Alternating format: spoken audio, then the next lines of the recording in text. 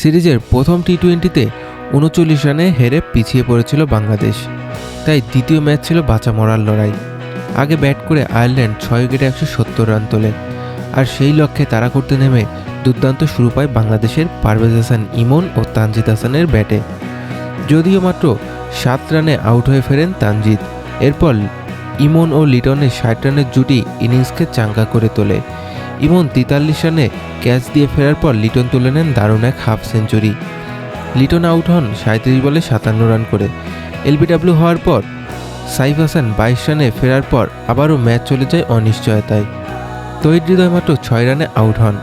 সোহানও ৫ রানের বেশি করতে পারেননি, ফলে চাপে পড়ে বাংলাদেশ। কিন্তু শেষ পর্যন্ত মোহাম্মদ সাইফুদ্দিনের ৭ বলে ১৭ রানের ঝোড়ো ইনিংস আর শেখ মেহেদীর ব্যাটে ম্যাচটিকে বাংলাদেশের দিকে নিয়ে আসে এবং ৪ উইকেটের জয় পেয়ে সিরিজ সমতায় ফেরায় টাইগাররা। এর আগে আয়ারল্যান্ডের পক্ষে টিম টেক্টর ৩৮ রান এবং লারকান টাকার ৪১ রান আর স্ট্যানলিয়ের ২৯ রানে দলকে ভালো পুঁজি দিয়েছেন। বাংলাদেশের হয়ে মেহেদী হাসান ৩টি ও সাইফুদ্দিন ও তানজিমের নিয়ন্ত্রিত বোলিংয়ে আয়ারল্যান্ডকে থামিয়ে দেয় মাত্র ১৭০ রানে।